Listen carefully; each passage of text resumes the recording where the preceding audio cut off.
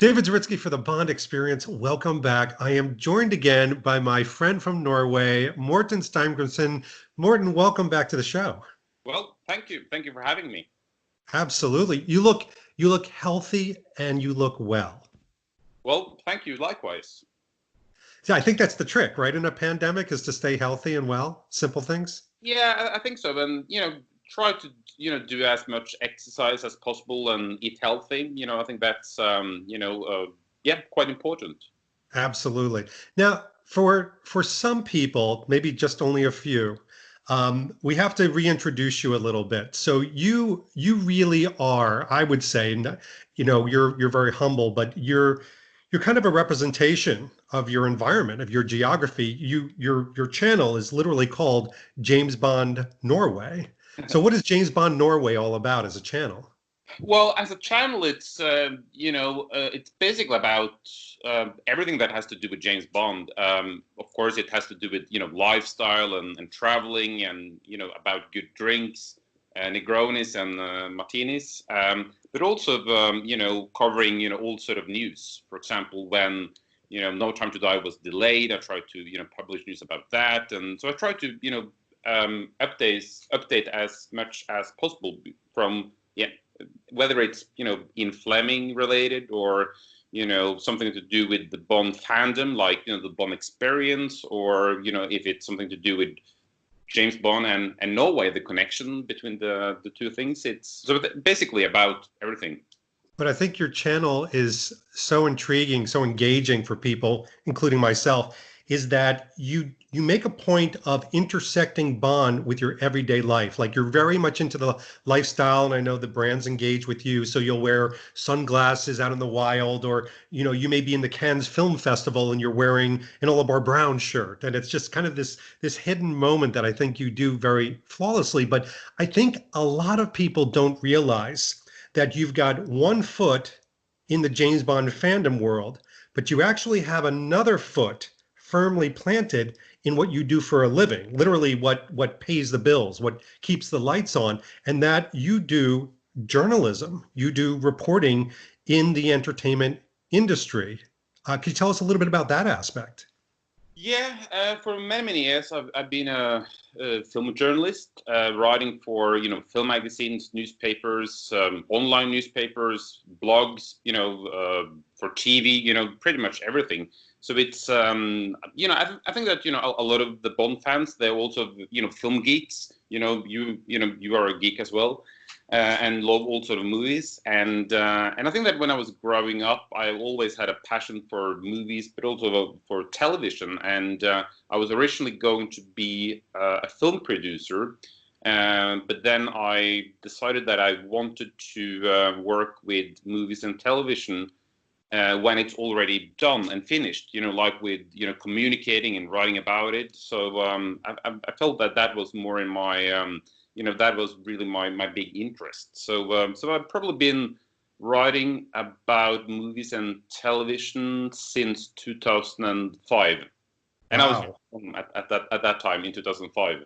And I'm always shocked in the most wonderful way. I think everybody is all of a sudden on your channels, you'll be interviewing Charlize Theron, you'll be interviewing Brad Pitt. I mean, the list goes on. It's not C and D listers, it's A plus listers, which I mean, it's part of your job. So I know you don't geek out in front of them, but it's amazing. And it's the premise of this conversation today, because I think a lot of people in the Bond community have been talking about the delay, the potential delay of No Time to Die once again.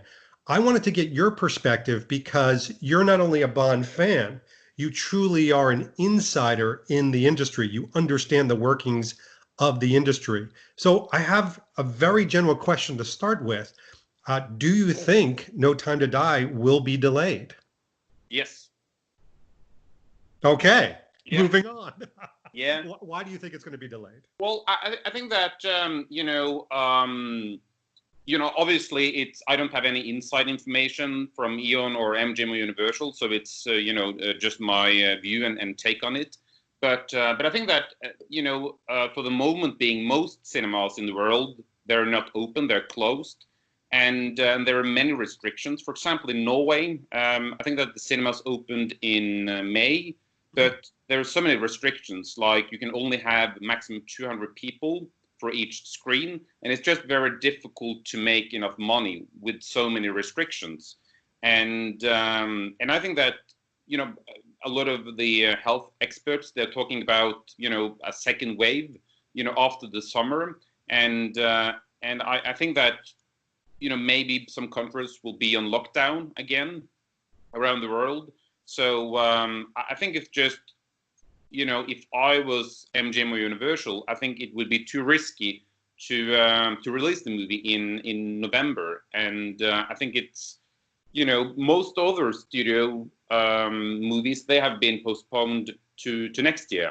I think that Fast and Furious will premiere in April, and other movies will premiere next summer. So I think it's just safer to actually delay the movie. Do I want the movie to be delayed? Of course not. But I think that, you know, and we have talked about this, you know, for the last months on, you know, Messenger, and it's kind of like interesting to following what's happening in the industry. And but I think that if you're asking me right now, I think that my gut feeling is that, you know, the movie will be delayed.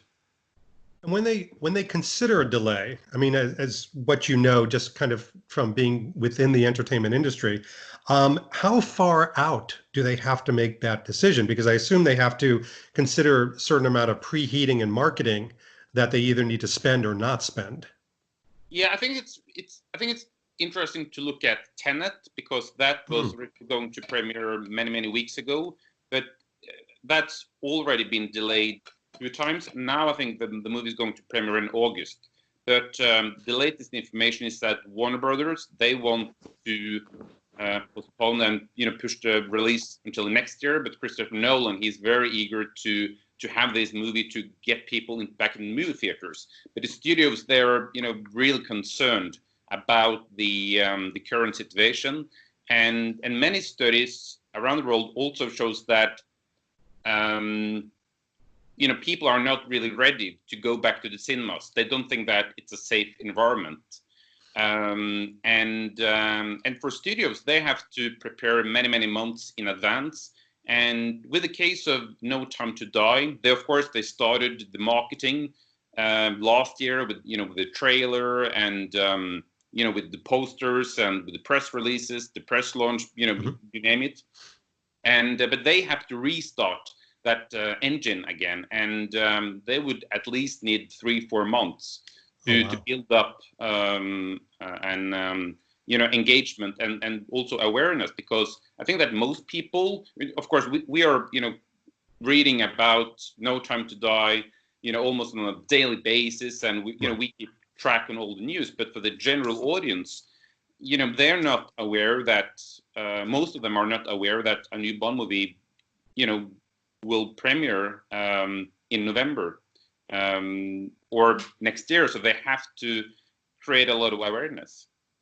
It's interesting with Tenet because, I mean, my gosh, August is right around the corner. And when I just think about Pennsylvania, I'm very close to Philadelphia, for example, our particular governor has rolled back the allowance. So, for example, restaurants, you were allowed to eat inside restaurants, 50% capacity. He rolled it back to 25%, even though our COVID cases are going down, because they're very nervous watching other states spiking up again. California, Florida, North Carolina, Texas, etc. So I think there's a certain amount of hesitation and caution that's going on that I mean, for Tenet, I can't see people flocking back to the theaters in August. Yeah, and it was very interesting when they released new trailer for the movie. It at the end poster said something like "coming soon," you know, with no date, and that is of course, you know, they don't, you know, they couldn't plan for a specific date. But the latest information regarding Tenet is that, you know, at least what I've heard is that it probably will be difficult to have the premiere in August, because it's so, you know, it's the circumstances, and it's, you know, they're very unsure whether this, you know, movie will be a, you know, successful if it launches in August. And as you know, and the viewers know, these movies are so expensive that it needs to have a gross of almost $1,000 million around the world in order to get enough revenue. So it's yeah. No, that's the reality of it. I have to tell you, and you've probably seen some. There's been some interesting and almost funny memes going around. I put up one today in preparation for even this conversation with Henry Cavill and everything. But the one that really struck a chord with me, and maybe you've seen it, is a poster of Daniel Craig. He's got the NPL sweater on, and it's got literally all the dates being crossed off. And then it's like, no time to show up. And then there's even one out there that has Craig, and he looks like he's 90 years old. So, I mean, what do you think from a fan/industry standpoint, the patience level for the Bond fan base to wait another year plus to see that movie? Yeah, it's a very interesting question. I think that all of us, we're so eager to watch the movie because the build up up until April was, I think, fantastic. All the behind the scenes videos, including the one with Cary Fukunaga. You had the fantastic new trailer. You had all these wonderful pictures. And all the brands were launching their big campaigns, and but then of course came the news that the movie was delayed. So I think that obviously a lot of Bond fans were very sad that the movie had been postponed again, and if they're postponing the movie until next year now, I think that of course Bond fans will be I guess sad again, but I think that the difference now is that I think that we all understand the reason. If they're going to postpone it, it has nothing to do with the quality of the movie, because the movie is finished, and it has extraordinary talents in it, and wonderful locations, and etc. etc. So I think that if they decide to change the release date now, I think that the Bond community will show a even better understanding than last time, but at the same time, I think that it's not healthy, to change the release date so many times. Because when Danny Boyle was supposed to direct the movie, I think that the movie was going to premiere in November last year. Right. So yeah. So I think that but not just the Bond fan community, but all film lovers who I think that they are very curious about this movie, and some film blogs, they've even said that it's like the universe doesn't want us to see this movie because there's been so many. It's like the movie has kind of like been a haunted production in many ways. Yeah, it's almost like a unicorn. It's like people talk about it, but you haven't seen it, or Bigfoot. And it's like if you see Bigfoot, it's that anticipation. I'll tell you, there's two thoughts of mine that I have about this with the Bond fan base, is that number one, I think we're very resilient in the sense that I think we're going to be okay. I think we have to whine because we're passionate about this, and that's fine. But 3 to 4 weeks out from the premiere of the movie, even in 2021, everybody's going to be excited again. We're all going to be talking about it. We're all going to show up with our theater tickets 19 times. So I'm not worried about the Bond fan base. But the other thing is, you said something that really struck a chord with me. If the film is good, people will go. People will go again. And non-Bond fans will go. They'll take their family and their spouses. It'll be a date night if the film is good. So I think the question of whether this is a great Bond film, is really going to have a major bearing on these kind of stagger and stops that we've had. Exactly, and I fingers crossed that I think that all the talents, Cary Fukunaga as the director, the director of photography, everything on paper looks very good. So I fingers crossed that it's going to be a very good movie. But I think that we've all seen trailers, fantastic trailers to other movies in the past, and the purpose of trailers and behind the scenes and all that sort of stuff is to create engagement and I just hope that this movie really delivers. I do too.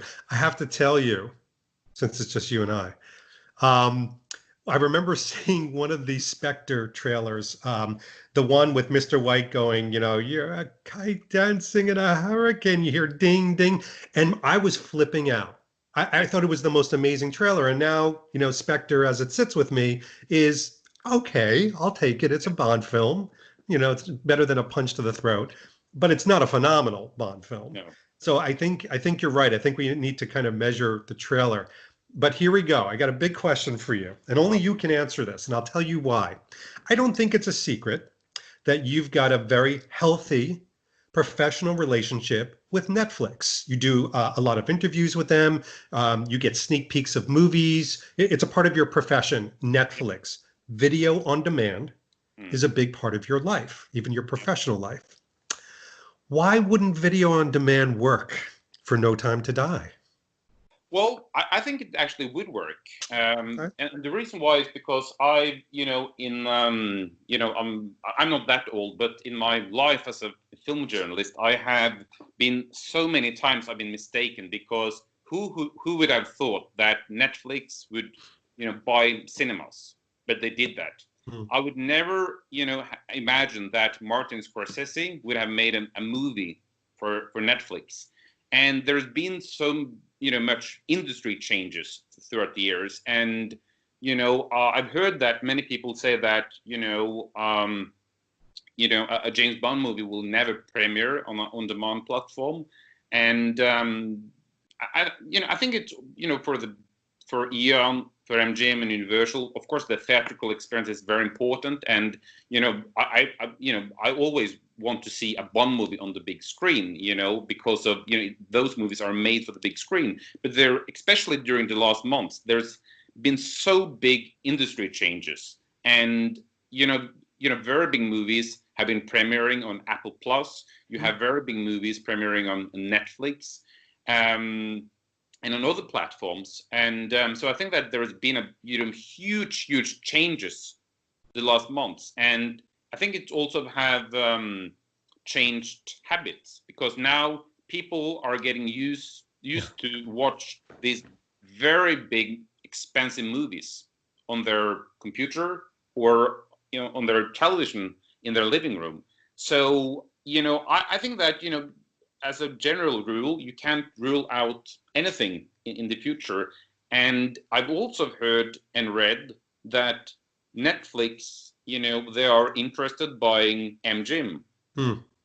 And, if Netflix or Apple or a different company buys MGM, how would that change things? So I wouldn't really, rule out anything. And I wouldn't be surprised if you can pay maybe a premium price, let's say $30 to watch a Bond movie or another big movie at home at the same time as the cinema release. And I think that if Universal and MGM are still considering to release No Time to Die in November, I think that the fact is that many cinemas around the world will be closed, and there will be many restrictions, and I think that if they choose to release the movie, then it would be a good idea, I think, to release the movie in movie theaters, but also as a so-called premium on demand, because for those who are not able to go to the cinemas, maybe they're plus 60, and they have to be very careful because of COVID-19, and for families, and I think that would be a good idea, and I think that's where the industry is going, to have premium on demand. And I think that Universal have released a few titles on demand during the pandemic, and those movies have been very successful, and so I think that anything is possible. Yeah, there was even they don't talk about this, but the movie, oh gosh, My Spy, I think it is, with the gentleman who plays Hinks, and I'm forgetting his name Oh, but, David but Bautista. yeah. David Bautista. Supposedly, the first week that came out, and that was just part of, obviously coming out on video on demand, but you didn't have to pay for it. You just needed to have the subscription service. It was like the top 3 movie watched, Yeah. like across the board. So, I mean, it's amazing. Now, I know obviously that's not a No Time to Die, but it's interesting that if they do that situation where they give people a choice, if you're not confident enough to go to a movie, or perhaps you're in a state or a country where you can't go to the movies, you can still watch it at home and still enjoy it. That would be revolutionary. Yeah, and I think that, all the studios in Hollywood, they want that also because of, I think that on a cinema ticket, maybe they earn, the studios, they will have a 50% cut, plus minus. But if they, for example, release a movie on iTunes, for every rental, or if someone buys it, the cut is bigger, so they earn more, for each buy. So Right. for the studios, it makes perfectly sense to release cinema movies on demand. But I don't think that they're considering to have, at the moment at least, I don't think that they're considering only to release it on a platform and not in the cinemas, because, cinemas are generating a lot of, money for the studios. And at the end of the day, the studios, they have to look at, which strategy will make most money. But if someone are releasing movies these days, I think that you need to consider premium on demand as well. And of course, if we have a chance to watch a Bond movie in a big movie theater, or on our television, we would, of course, and if we had a choice, we would choose going to the movie theater because of the big experience. But imagining, after we have watched the Bond movie 5 times in cinemas, to watch it at home, and then you can really analyze it and freeze frames, and would kind of like, that would be quite something, wouldn't it? Oh, look at you. You're thinking about it. You're like, this could be fun. Well, let's bring it back to literally your world. So, when I think about James Bond Norway, and I think about Norway, which is an amazing place. If you haven't visited, go. Bring a lot of money. It's not cheap. But No. it's one of these things that I was thinking about, because let's say they have it in November and there's certain restrictions. Might they not have a premiere? I know Norway, has always had some sort of representation. Certainly London has had the global or world premiere. So what do you think about premieres and face-to-face events? Well, back to the very first question you asked me, if I think that there will be a premiere in November, and what I didn't say, or I forgot, is that it will be very difficult to have a very big gala premiere in London and other places in November because of the restrictions. And imagining to have a premiere of a Bond movie with just the talents present, and then it's empty, the rest of the seats. That wouldn't. It's not really Bondian, and it's not. And it would just look a bit strange, and I'm not sure if the talents would actually risk to attend a premiere, because it would be a PR nightmare if someone organized a premiere and then a lot of people get infected by COVID-19 because of it. That would be a PR nightmare. So I think that if they really are choosing to premiere in November, it will be a very, very different launch than we've ever seen before in the James Bond history. But I think that the great thing about having a premiere in November is that it's very little competition. Sure. There, most other big studios, like I mentioned, they have changed the release dates to next year. So they will have more or less the cinemas that are open for themselves.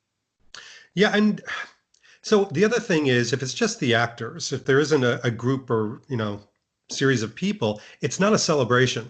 It just doesn't feel like a celebration if you don't have the people. And when a Bond movie comes out, now it's 5-6 years between every Bond movie, and it's like it has to be a big celebration, because we've everyone have waited so many years. Yeah. It's not like it's in the 60s or 70s when you had a Bond movie every year or every second year. Now it's 5 years.